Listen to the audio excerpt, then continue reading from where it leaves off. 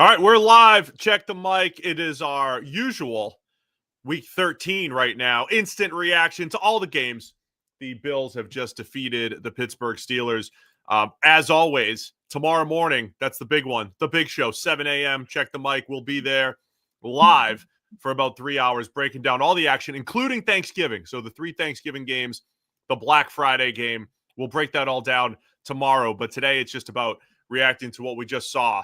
So let's start with in the 4 o'clock window, Bills-Steelers. Bills get the win, 26-7. You heard Jim Nantz talking about the most rushing yards ever seen in Heinz Field or whatever, Acrisure, whatever it's called right now, over in Pittsburgh since it opened in 2001. Bills get the win to move to 8-4. Yeah, most rushing yards by a road team ever at the Pittsburgh Stadium. It felt like it. I mean, right from the off, the Bills were able to run easily. I mean, there were blown gaps all over the place by Pittsburgh's defense. It just seemed to be easy. And then, like, any concern from the Bills' offense was when they were trying to pass the ball and putting the ball in harm's way. But if they just ran the ball all day, Pittsburgh couldn't stop them. I think eventually that told.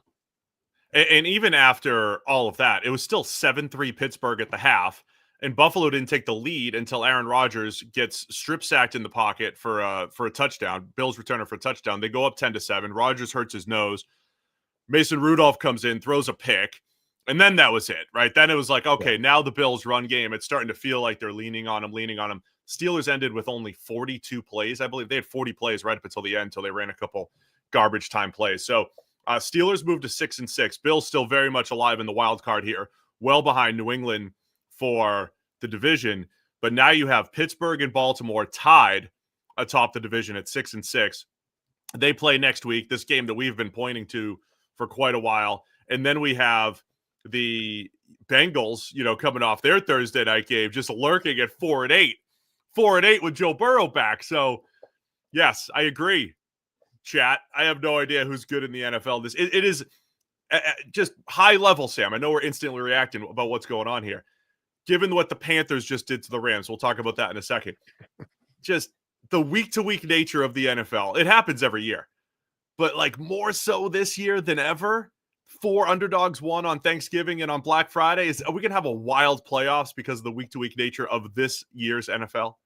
Yeah, I mean, I think this year more than normal, you're seeing there's no juggernaut. Like, the teams that we're expecting to be dominant just aren't. And yeah, there'll be some teams with some good records, but they either have an asterisk attached to them or they've got a couple of weird losses in there. New England's got an amazing record right now with their schedules, like one of the 3 teams in the NFL that actually have a meaningful, easier schedule than everybody else.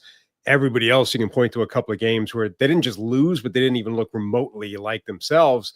The Colts were a juggernaut earlier in the season. They're now not even first in their own division. The Rams were everybody. Unquestionably the best team in the NFL this time a week ago, and they just got beaten by the Panthers. Like, none of this makes any sense. The Panthers, who could barely move the ball against the 49ers on Monday night, and their week-to-week nature, Panthers moved to 7-6 with the win over the Rams. We called it, but in jest, Sam. We called it, but in jest. We said, look, as bad as the Panthers looked on Monday night and at other times during the year, and as great as the Rams look sitting atop everybody's power rankings the way they're playing, Panthers are probably going to go out there and win. And they did it. And it came down to 2 long touchdowns on 4th down were the key. And by the way, we don't have time for all this. That's part of the variance, by the way. The fact that so many teams are going forward on 4th down and so much of games is coming down to these individual plays, it brings so much of the league together. And I think that's why you have so much of this perceived parity this year. But the Panthers, what a game from them to get the win. Yeah, I mean, between 4th down variance, turnovers, and then special teams doesn't feel good this year in terms of coverage units, and they're coughing up huge returns all the time. Those are all like the highest leverage plays in games, and they're all way up or like crazy at the moment. Somebody messaged me on Blue Sky, and they said one measure of genius is recognizing a brilliant idea's truth, even when not understanding how or why it could possibly be true. And that kind of, sums up the Panthers right now. Is obviously this was going to happen. I would add a little caveat that true genius would be acting on that instead of still picking the Rams to cover the giant line, even though I knew this was going to happen. But this was exactly it. Like, obviously, the Panthers are going to come out here for no reason whatsoever and beat everybody's unquestioned best team in the NFL. Makes no sense whatsoever. But Bryce Young balled out this week when he didn't a week ago. They got a pick six. Stafford hadn't thrown two touchdowns. He threw 2 touchdowns all season and then threw 2 of them in like 5 minutes in the first quarter. Like, those are the things that have to happen for a team like the Panthers to beat the Rams. Didn't know that my kids made it onto the camera. I thought I was sly, getting them out of there. Listen, it really came down to these 5 high leverage plays in Rams Panthers. 2 interceptions from Stafford, as you mentioned. One's in the end zone. One's a pick six. The 2 fourth downs that the Panthers connected on, 4 touchdowns, by the way. Right. And then the Rams are down 3. They're in field goal range. It's 3rd and 10. And it's like, it's in 3rd and 5, false start, and then Stafford strip sacked by Derek Brown, and the Rams didn't see the ball again. So it's almost came down to those 5 plays because the Rams moved the ball at will, but those 3 turnovers absolutely killed them / won the game for the Panthers. Almost the inverse of what happened with Carolina and so many of their losses this year. So they're sitting here at 7-6. Anything else on that one? Because it was other than just basic anger that it happened. Just because of your picks, because we're trying to figure out, not anger at the Panthers. So you got to be clear here. Anger at trying to figure out, trying to guess, trying to predict what's going on in the NFL with the Carolina Panthers. So there was a moment in time, there was a snapshot in time where they were tied for first with the Bucs. They were both 6, whatever they were, 6. They were close. If the Bucs had blown this game, but they didn't, 20-17, they got the win over the Arizona Cardinals. The Arizona Cardinals, I think all 9 of their losses were incomplete passes on 4th down to end the game. This one was in their own territory, but the Bucs held on, got Bucky Irving back. He looked pretty good, had a touchdown, but the Bucs hold on to win 7. They're now 7-5 and holding on to that half-game lead over the Panthers. Yeah, pretty big win from Tampa Bay. I kind of assumed that this was a game they would drop because either they weren't going to play Baker Mayfield because of the shoulder injury. They'd sort of made all those noises, including Baker, who was like, I got to be smart about it. And if that means sitting out this game, that's what it means. They're like, finally, someone's, understood the sense of protecting Baker Mayfield from himself. And then actually Baker ends up starting the game and playing well. I mean, he played well and didn't look particularly encumbered, was still scrambling, was still taking hits. Like, it's not like he completely changed the way he plays with that shoulder injury. He went out there and played pretty well, and they needed him to. I mean, this was a close game, and even with a couple of plays that Baker made and people didn't, like Chris Godwin drops the touchdown in the end zone. They had another touchdown taken off the board with a holding call down by the goal line. Even with some mistakes, they still had just enough to stay clear of the Cardinals. All right, so the NFC South heating up. Don't forget, Bucs Panthers still play each other twice, and that's pretty much going to determine the division, despite what happens in a lot of these other games. They're much lower leverage because of the 2 head-to-heads between those two. The AFC South absolutely heating up. Let's go Houston Texans 20-16 over the Indianapolis Colts. Colts are no longer sitting atop in first place. They are tied record-wise with the Jags at 8-4 now. They play next week for the first time. Texans up to 7-5 now. They're hot. They got CJ Stroud back, made a few nice plays there. But again, Texans defense, man, they're just so difficult. It was a good back and forth game between the AFC South, who right now would have 3 teams right in the middle of the playoff picture. Yeah, and this is a tough one to evaluate because you've got sort of 3 variables. The Colts defense, or not the Colts defense, the Texans defense is obviously fantastic and it's destroying teams right now. You've got the fact that the Colts offense has just completely gone off the boil in the last few weeks. And then you've got this new variable that was added during the week, which is the news that apparently Daniel Jones is playing through a fractured fibula. And at least on the one video that was circulating, like, looks visibly limping during practice when that's happening. I don't like that. Makes me question how much you should sort of say, well, Daniel Jones has just turned back into a pumpkin and this is who he is, versus, the dude's got a fracture in his leg somewhere and he's still going out there giving it a shot. So I don't know how much to kind of focus on that, or this idea of, well, he's medically cleared, they're putting him out there, so you just got to judge him. I think it's part of the evaluation, though, right? Daniel Jones has had a lot of injuries at various points in his career. He's missed a lot of time. It's part of it, right? I think, there's probably a little bit of regression with Daniel Jones. Plus, he's battling through injury, which has been a part of his game. He hasn't been able to stay healthy often enough throughout his career. Stroud coming back. I think they're getting Jaden Higgins going a little bit again, seeing that connection. 5 more catches for 65, and Nico Collins end around. was one of the key touchdowns in here for Houston, and they made the big stops at the end against the Colts. So everybody's separated by a game now. Texans, a game behind the Colts. They still have to play again. And as I said, Colts, Jags next week, 2 8-4 teams for first place in the division. Really heating up in the AFC South because we're the Jags. They took care of business against the Titans 25-3. It was a beatdown. I spent a lot of time last week talking about Cam Ward and some of his progression. Didn't see any of that this week. Titans offense was a disaster. And the Jags got up early and pretty efficient game for Trevor Lawrence, who seems to have a nice little connection with Jacoby Myers, who found the end zone as well. Yeah. And we got the return of Brian Thomas Jr. Obviously, Brenton Strange has been back in the lineup for a couple of weeks. So suddenly this receiving core is starting to round out what it's supposed to look like. Obviously, Travis Hunter is down, and that's the full group. But, you add that group together, it's a pretty decent collection of weaponry that he's got to play with, plus the backfield with ETN and Bashal Tootin. Like, there's some weaponry to play with there. And, yeah, like the Titans offense couldn't get anything going. Their defense overmatched by a good collection of skill group players on Jacksonville. And it was one of those games where, like, quite early on, you would have ballparked this kind of end result, 25-3. You could have called that with about 10 minutes into the game and been reasonably confident that's where it was going to go. So Jags take care of business. They're up to 8-4, as I said, tied with the Colts, and they're playing next week. I feel like this week was just setting up for a big next week in a whole. Like, remember, like a couple weeks ago, it was a lot of setup for the next week. Next week is the week. Some big games. Jags and Colts for the top of the division.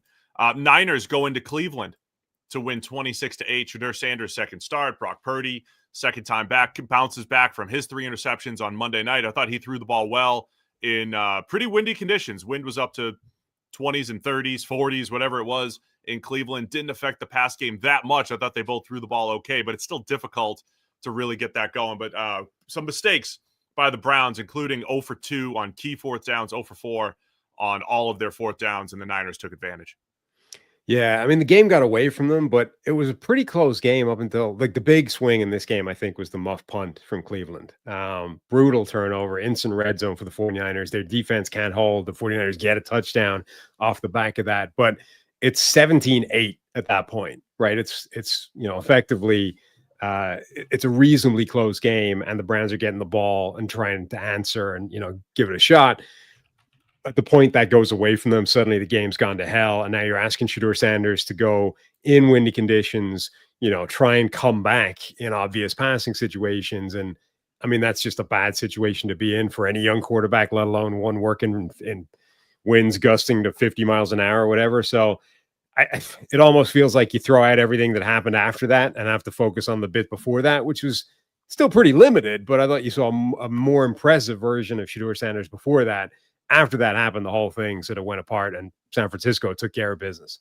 Had a 34-yard touchdown to Harold Fannin, the rookie tight end, early on. Again, you saw a couple more downfield plays from the Browns with Shedeur Sanders, but nothing hot takey coming out of this game either way, no. Unless you just want to blame his teammates. Yeah, well, unless you want to blame his teammates, on which there was a lot to go around for the Browns. Put them into some bad spots. Look, Niners keep taking care of business. They're 9-4 now. What you got? Yeah, and Niners are impressive. They keep getting these impressive wins. The Browns lost Malik Collins. He got carted off with a knee injury, and I think it was immediately ruled out. That's usually a bad sign for a guy like that. Obviously, huge blow for him. He'd been playing well this year. Also a blow from Myles Garrett. He got 1 sack closer to the record. He wrecked Trent Williams inside once during the game. But Malik Collins, we've just been through praising, what a good combination that interior pressure is with Myles Garrett. Now you might be taking away a chunk of that interior pressure and, asking Myles Garrett to win a lot more without that help inside. A couple other 1:00 games that don't have massive playoff implications. However, the Miami Dolphins are still in the hunt, so I don't want to diminish that. They're just a game behind the Chiefs. Dolphins win 21-17 against the Saints. I'm just saying, get John Daly and Tiger Woods, get the meme ready, because we're 1 week away from them having the same record. Just saying. Dolphins win again, 5-7. Almost blew it in the end with the onside kick. Saints had a chance, but the tush push was a bad day for tush pushes, Sam. It's a bad day for the tush push. There was tight ends dropping tush pushes all over the place. The Saints got stuffed. but credit the Dolphins. Their run defense looks so much better. Devin Achane continues to do great things. Almost blew a 16-0 lead. Tyler Shuck had a bad interception in there, but led the comeback for the Saints and almost pulled it off. The Saints moved to fall to 2-10, and the Dolphins are still in the hunt at 5-7. Amazingly, like they've somehow become in the hunt at the moment. Everybody, including their own owner, wrote them off and started firing people. Like that's the moment when Miami sprang to life and suddenly keeps winning games and somehow clinging to this. I mean, 5-7. I think they're still effectively dead, but technically not. Achane, spectacular. There were some signs of life from them, though. The biggest thing from this game, from my perspective, probably not yours, but Charlie Smith, the Irish kicker, got his start as whatever a special team start is. But they had a kicking competition during the week, the Saints, between him and somebody else, the winner of which was going to get the start this week and go. And Charlie Smith got it. First attempt, I thought for a minute there was going to be an entire game where somehow the Saints were going to conspire that he was never going to attempt the kick, like because they got down 16. So it's, series of 8s. He's not going to actually attempt anything. He ends up getting a field goal attempt. His first kick is from 56 yards, right down the pipe with room to spare. And then he's the guy with the onside kick that gets the recovery as well. So hell of a debut from Ireland's Charlie Smith. We'll break it all down in more detail tomorrow morning. Good for the motherland, good for Ireland, and good for Charlie Smith in the losing effort by the Saints. Another one that has some kind of implications. We're in Tankathon season, by the way. We're pulling up tomorrow morning. We're pulling up Tankathon. Where's everybody ranking? Where are the picks going? If the draft was today, it's that time. It's past Thanksgiving. It's December tomorrow, Sam. It's Tankathon time, and the Jets they're losing the Tankathon. They win 27-24, move to 3-9, further away from that number 1 overall pick. Not that there's a prized quarterback, prospect or anything. Falcons fall to 4-8 though, and their season, man, continues to just get derailed. Kirk Cousins is under center. Yes, there's no Drake London, but you're still a better team than the Jets. Muff a punt inside the 10. Some bad ball from the Falcons, and the Jets pull off the win with Tyrod Taylor under center. Nice day for A.D. Mitchell as well, 8 for 102 as a receiver. Yeah, I mean, a bizarre receiving core that the Jets have at the moment. Like Tyrod Taylor made some plays, A.D. Mitchell made some plays. Like they're talented players. They're just they're not going to be able to consistently do that week on week. But honestly, I mean, it's like the Panthers are the most confusing team in the NFL. Here's Atlanta being just as confusing in the opposite direction this week. If you can't go out there and beat the Jets as Atlanta, what are we doing here? So, it's bad season continues for the Falcons, and the Jets will break down Tankathon-wise what's going on. The Falcons' loss, though, is moving the Rams higher and higher when it comes to their pick, which they own, the Rams' first rounder. 4 o'clock window, we already talked about Buffalo. Let's talk Seattle, man. 26-0 over the Minnesota Vikings. Max Brosmer got the first start. They got his first start in the NFL. 4 interceptions, including an ugly 4th and 1 on his way down to the ground, underhand gimme pick 6 to put the Seahawks up 10-0, and it never even felt closer than that point. And that's when the wheels really fell off for them. Like this was, I mean, they weren't going to get much going anyway based off how he started playing, but it was at least tight because the Vikings, this was a 26-0 game, and I think the Vikings defense played really well. Like this was going to be a close game because the Vikings defense was playing out of their mind and keeping Seattle to field goal attempts. JSN, the guy that's on pace for like 1 million yards, he didn't have a catch until like 5 minutes to go in the third quarter or something. He only finished with 23 yards. Minnesota's defense was spectacular, but that pick 6 like sent the game away from them. Now you're down, 16. Now you're in comeback mode with a guy who probably isn't going to be able to survive against this defense in the best of situations. And that's when they started adding turnovers to the thing, and even beyond that, like Brosmer played badly, 4 interceptions, passer rating of 32 or whatever. He wasn't helped out for the most part by that receiving core that we keep talking about as being a plus. Like Jordan Addison had an early drop again. He did that last week or the week before. The first target that went Justin Jefferson's way was a difficult catch, but it's like, you're Justin Jefferson. You're one of the top receivers to ever play the game at this point in your career. It's one you kind of have to make. Aaron Jones gets tomahawk chopped from behind on a dump off and the ball comes out. It's like, at the very minimum, this group, has got to be trying to help out the young quarterback who's probably going to be making mistakes. So, and they didn't. Like those guys got wrecked by the Seattle defense as well. So a week after everyone was like, the Rams are unquestionably the best team in the NFL, Seattle, I think, reminded people that they only lost that game against the Rams by a play or two. Brosmer was in for J.J. McCarthy, who was in concussion protocol for those who missed it after the game, right? Wasn't injured during the game last week, but was entered concussion protocol after the game. Brosmer got his first start. We'll see what happens going forward with J.J., but the Seahawks moved to 9-3. With the Rams loss, by the way, they're now 9-3. And going way back to Black Friday win, the Bears sitting atop the NFC at 9-3, Eagles 9-3, Seahawks and Rams 9-3, but the Bears have all the tiebreakers or whatever, I guess. So they're sitting there at the number one seed right now. Bears have the number one seed as we speak right now. Congrats to producer Will Hagel and his dad, who's a new insider as well. So Bears are cooking. Hagel. Let's go. Chargers 31-14 over the Raiders. They ran away with it in the second half. Chargers moved to 8-4. Raiders fall to 2-10. Justin Herbert, a little bit of a scare. Landed on his left hand, left wrist, went to the locker room, put on a big glove. It looked like he was just couldn't move his hand with his big glove for a while. But Herbert came back in.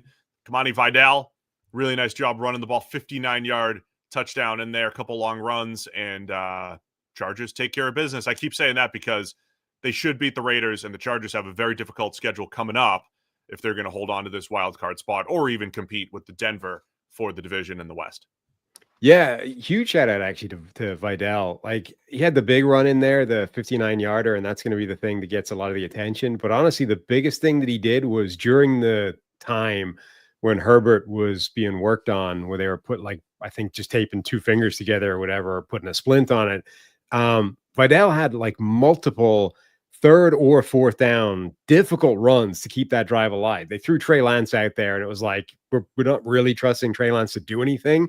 So if this drive ends, it ends, and we'll just hope that by that time Herbert's back. But Vidal kept the drive going at least twice with difficult runs where he stopped, short of the line to gain, ends up powering over for a first down to buy them time to get Justin Herbert ready and put him back out there. And at the point where they had Herbert, they were always going to be the better team. For the Raiders, not really much different with Chip Kelly fired, other than when Geno Smith tries to throw the ball into the dirt. Brock Bowers interception for a touchdown. Dude, crazy. Bowers he's just absolutely incredible. Nice. They had a nicely designed touchdown to Bowers originally, and then one where he just scooped it up off the turf for a touchdown. Geno had one pick in there as well. And again, Ashton Genty, almost nowhere to go, 31 yards on 15 carries and very little in the pass game as well. So that's it for the instant reaction. There's way more to break down. I think we're going to spend about an hour and a half on Thanksgiving and Black Friday games tomorrow. Oh, God, really? I think there was so much of the Packers and Lions, the Chiefs, Cowboys back and forth affair, the Bengals and Joe Burrow being back, and they're 2 games out behind the Ravens and the Steelers, and we're in the same situation as last year, where if they win out and some stuff goes down, maybe the Bengals are back in the playoffs, looking better. And then the Bears. How did the Bears beat up the Eagles? Physically, just assaulted the Eagles in the run game on Friday, which was great. It's a fun Black Friday game. So we got a lot to break down tomorrow. It's all 7 a.m. Hopefully you're subscribed and ready to go. Anything else, Sam? Nope. Let's get out of here.